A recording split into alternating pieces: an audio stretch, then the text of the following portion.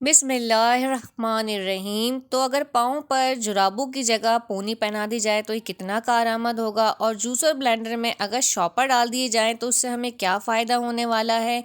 और अगर हम अपने फटे हुए मौज़ों को फेंकने के बजाय हैंगर को बनाते हैं तो ये हमारा एक ज़बरदस्त सा DIY तैयार होगा। इसी तरह की बहुत सारी ज़बरदस्त सी टिपें जो आज आपके घर और किचन के कामों को बेहद आसान बना देंगी। तो मेरे साथ वीडियो में जुड़े रहिएगा। तो चलिए आइए वीडियो को शुरू करते हैं। सबसे पहला हैक जो है वो है वैसलीन को लेकर। जब इयर रिंग्स की बात आती है, इयर रिंग्स पहला कौन पहनना पसंद नहीं करता, और अगर शादी वगैरह में जाना हो तो फिर तो थोड़े से भारी और फैंसी इयर रिंग्स भी चलते हैं। लेकिन जब हम भारी भारी इयर रिंग्स कान में पहनते हैं तो उससे ये होता है कि इनकी जो डंडियाँ होती हैं वो बड़ी मोटी होती हैं और कान का सुराख छोटा होता है, तो वो ईजिली कान में जाती नहीं है। इसके लिए आप इनकी डंडियों पर थोड़ी सी वैसलीन लगा के कान में पहनेंगे तो ये बहुत ही आसानी से कान में चली जाएंगी और दर्द भी नहीं करेंगी। और पीछे से जब आप इसका स्टॉपर लगाएंगे ना तो इसको आपने थोड़ा सा लूज रखना होगा। इससे होगा ये कि आपके कान जो है वो रेड भी नहीं होंगे और कानों में किसी भी किस्म की कोई तकलीफ भी नहीं होगी। मेरी प्यारी प्यारी बहनें फिंगर रिंग तो ज़रूर पहनती होंगी, और आजकल आईवी भी बड़ी ही प्यारी प्यारी और खूबसूरत सी रिंग्स हैं। लेकिन मसला यहाँ पर ख़राब होता है जब वो रिंग्स हाथ में फंस जाती हैं। तो आपकी इस बड़ी सी परेशानी का छोटू सा हल ये है कि आपने लेनी है वैसलीन और फिंगर के ऊपर नीचे वैसलीन को लगा लेना है और फिर रिंग को हल्के से घुमाकर निकालना है। तो आप देखेंगे कि आपकी फिंगर रिंग जो है वो बहुत ही आसानी से निकल भी आएगी। आप आराम से पहन भी सकेंगी और उतार भी सकेंगी बिना किसी परेशानी के। तो मेरी छोटू सी टिप अगर आपको पसंद आई हो तो लाइक करना बिल्कुल मत भूलिएगा, और मुझे किस सिटी से आप देख रहे हैं कमेंट करके ज़रूर बताइएगा। चलते हैं अब हम अपने नेक्स्ट हैक की तरफ। इस तरह के रेज़र जो हैं वो हर कोई यूज़ कर रहा होता है, कभी अपर लिप्स के लिए और कभी आईब्रोज़ को ट्रिम करने के लिए और कभी छोटे छोटे बालों को रिमूव करने के लिए हम इस ट्रिमर को ज़रूर यूज़ करते हैं। तो इसको यूज़ करने से क्या होता है, इसका जो ब्लेड होता है वो काफ़ी ना शार्प होता है, तो अक्सर ना कट लग जाते हैं और बाद में वो बड़ी तकलीफ़ करते हैं। तो जब भी आपके साथ ऐसा कोई मसला हो कि आपके इस तरह से कोई कट लग जाए तो आपने उस जगह पर वैसलीन लगा लेनी है। और छोटी सी टिप और देती चलूँ आपको यहाँ पर कि जब हम हेयर रिमूव करने लगे तो उससे पहले ही वैसलीन लगा लिया करें। तो उससे फ़ायदा ये होगा कि इस तरह का कोई कट लगेगा ही नहीं, और स्किन जो रेड हो जाती है ना, अक्सर सेंसिटिव स्किन जो होती है वो रेजर से इस तरह से हेयर रिमूव करने से रेड हो जाती है, तो वो भी नहीं होगी। मेरा नेक्स्ट हैक जो है वो बेहद कारआमद है और आपके टाइम की बहुत सारी बचत कर लेगा और आपकी मेहनत की भी काफ़ी बचत हो जाएगी। भाई जूसर ब्लेंडर में मसाले तो हम पीसते ही हैं, लेकिन क्या कभी आपने उसमें शॉपर डाले हैं? तो मेरी प्यारी बहनों परेशान ना हो, इसमें शॉपर डालने भी नहीं है। लेकिन हमने इन शॉपर को जो है इसी जूसर के ऊपर यूज़ करना है, बस थोड़े से अलग तरीके से। जब भी हम कोई चीज़ जूसर ब्लेंडर में ब्लेंड करते हैं तो उसका सबसे बड़ा मसला जो सामने आता है वो ये होता है कि इसका ये जो कैप होता है ना, ये बिल्कुल ख़राब हो जाता है, बहुत गंदा हो जाता है और हमारी क्लीनिंग का काम जो है वो डबल हो जाता है। तो एक ऐसी ट्रिक आपको बताने जा रही हूँ जो आपके वक्त की बहुत सारी बचत कर लेगा और आपको ये कैप वॉश करना ही नहीं पड़ेगा। तो आपने कोई भी शॉपर लेके इसके कैप के ऊपर चढ़ाना है और जब भी आपने कुछ भी ब्लेंड करना हो उसके ऊपर ये कैप लगा देना है। तो जब आप ब्लेंड करके इसका कैप हटाएंगे तो आप देखेंगे कि इसका कैप बिल्कुल साफ़ सुथरा सामने आएगा और आपको ये कैप बिल्कुल नहीं धोना पड़ेगा। और शॉपर तो बहुत सारे हर घर में मौजूद ही होते हैं, तो अगर एक शॉपर इस पे लगाकर हम फेंक भी देंगे तो ऐसा कोई हमारा नुकसान नहीं होगा। तो मेरी ये टिप आपको कैसी लगी मुझे ज़रूर बताइएगा। मे बी आपको ये टिप पता हो, लेकिन जिन्हें नहीं पता उनका बहुत सारा फ़ायदा हो जाएगा। तो ये वाली ट्रिक देखने के बाद जितने भी फटे हुए मोज़े हैं ना, जिन्हें हम बेकार समझ के बिल्कुल फेंक देते हैं कि भाई ये अब हमारे किसी इस्तेमाल में नहीं आ सकते, इनका क्या करना है, चलो उनको फेंक देते हैं। तो आपने वो तमाम सॉक्स अब फेंकने नहीं है, बल्कि थोड़ा सा जहन लगा के हम उनको एक क्लीनर के तौर पर इस्तेमाल करेंगे। एक ऐसा क्लीनर के जिसके बाद ना आपको झाड़ू की ज़रूरत पड़ेगी और ना ही पोछा लगाने की ज़रूरत पड़ेगी। सबसे पहले जिस चीज़ की ज़रूरत होगी वो होगा एक अदद हैंगर जो हर घर में ही मौजूद होता है, और जो फटा हुआ हिस्सा है ना सॉक्स का, वहाँ पर लगानी है नॉट। दोनों सॉक्स पे इसी तरह से नॉट लगाकर हम उसको कर लेंगे सीधा, और सीधा करने के बाद हम उसको अपने हैंगर पर चढ़ाएंगे कुछ इस तरह से, जिस तरह से वीडियो में मैं आपको दिखा रही हूँ।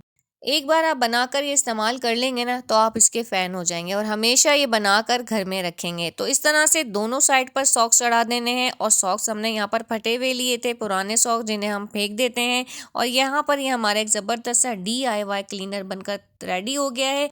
चलिए अब ज़रा इसका कमाल भी देख लेते हैं। अक्सर हमारे घरों में इस तरह की छोटी-छोटी पतली जगहें होती हैं जहाँ पर ना झाड़ू जाती है, ना कोई और चीज़ जाती है, और इन जगहों पर यकीन मानिए बहुत ज़्यादा मकड़ी के जाले होते हैं, बहुत ज़्यादा मिट्टी होती है जिन्हें साफ़ करना बेहद ज़रूरी होता है। तो इस क्लीनर के ज़रिए आप ये काम कर सकते हैं बिना किसी परेशानी के। ये अंदर तक जाएगा और सारी सफाई कर कर लेकर आ जाएगा। देखें अंदर कितने जाले थे जो सारे इसके अंदर लग कर आ गए। तो आपके घर में भी इस तरह की कोई जगहें हैं जो झाड़ू से किसी भी सूरत में साफ़ नहीं होती या कोई और चीज़ भी वहाँ पर नहीं जाती, तो उसके लिए आप इस क्लीनर को, इस हैंगर के DIY को इस्तेमाल कर सकते हैं। सारी डस्ट भी आपकी साफ़ हो जाएगी और जितना भी कचरा नीचे का निकल नहीं रहा होता है, अलमारियों के नीचे कचरा होता है, उनकी साइडों में कचरा होता है, वो सब ये खुद ही निकाल देगा आपको बिना किसी परेशानी के। आप इसको पोछे के तौर पर भी इस्तेमाल कर सकते हैं। इसको गीला करके थोड़ा सा आप नीचे फेरेंगे तो पोछा भी लग जाएगा और दोबारा इन सॉक्स को आप धोकर दोबारा इस पर चढ़ा सकते हैं। खूबसूरत खूबसूरत रंगों के नेल पेंट लगाना भला किसे नहीं पसंद होता, और हम जब काफ़ी सारे कलर्स लेकर ख़रीद कर रख लेते हैं तो होता ये है कि वो ड्राई हो जाते हैं, और ड्राई होने के बाद अक्सर ये होता है कि वो खुलते भी नहीं हैं। तो एक काम क्या कीजिए कि नेल पेंट को कभी भी ना लिटा कर ना रखा करें, हमेशा खड़ा रखा करें, क्योंकि ये इसमें से लीक होते रहते हैं। तो यहाँ पर भी जनाब कुछ ऐसा ही सीन है। काफ़ी सारे नेल पेंट जो हैं वो सूख चुके हैं, और काफ़ी सारे जो हैं वो थोड़ी बहुत जो नेल पेंट निकलती है ना उसकी वजह से जाम हो चुके हैं, खुल नहीं रहे हैं, किसी सूरत खुलने का नाम नहीं ले रहे हैं। तो आइए ज़रा चलते हैं इनको ठीक करने के लिए। सबसे पहला काम आपने ये करना है कि पानी थोड़ा सा गर्म करके फ्लेम को ऑफ कर देना है, और उस गर्म पानी में जितनी भी आपकी ख़राब नेल पेंट है जो सूख गई हैं, जो खुल नहीं रही हैं, उन सब को आपने इसमें रख देना है बिना किसी परेशानी के। नेल पेंट के जो शीशे होते हैं ना वो काफ़ी मोटे होते हैं, वो टूटेंगे नहीं, और पानी भी ये यहाँ पर ज़्यादा गर्म नहीं है, बस थोड़ा ही गर्म किया है। तो अपने सारे ख़राब नेल पेंट्स को 10 से 15 मिनट के लिए इस पानी में छोड़ दीजिएगा। रिजल्ट देखकर आप खुद भी हैरान रह जाएंगी। तो सारी नेल पेंट पानी में से निकाल के किसी भी ड्राई कपड़े के ऊपर अच्छे से खुश्क कर लीजिएगा। यकीन मानिए ये तरीका आपके नेल पेंट को बिल्कुल न्यू लुक दे देगा। जब आप खोलेंगे तो इजीली खुल भी जाएगा, और अंदर जो नेल पेंट होगी ना, जितनी भी जो नेल पेंट सूख जाती है वो सारी इतनी अच्छी और फाइन हो जाएगी। और जो इर्द गिर्द इसके ये लगा हुआ होता है ना, इसको साफ़ करके रखा करें। नेल पेंट की इस तरह की जो क्लीनिंग है वो हफ्ते में एक बार लाजमी कर लिया करें। और देखें बिना किसी मेहनत के जो इर्द गिर्द इसकी नेल पेंट इतनी सारी जमी हुई थी वो सारी बाहर आ गई। मैंने इसी तरीके से अपनी सारी नेल पेंट्स को साफ़ किया था और सब इतनी ज़बरदस्त हो गई थी। तो अगर आपके पास काफ़ी सारी नेल पेंट्स हैं और आप सोच रहे हैं कि भाई बस अब ये ख़राब हो गई हैं, सूख गई हैं, अब इस्तेमाल में नहीं आ सकती, इनको अब फेंक देना चाहिए, तो सिर्फ एक बार आप ये तरीका आजमा कर देखिए, आप खुद हैरान रह जाएंगे इसके रिजल्ट्स देखकर। और नेल कटर ने भी यहाँ पर मेरा बहुत साथ दिया था। ये छोटी छोटी टिप्स ऐसी होती हैं कि जब हमें ज़रूरत पड़ती है ना तो हमें इनके बारे में पता नहीं होता।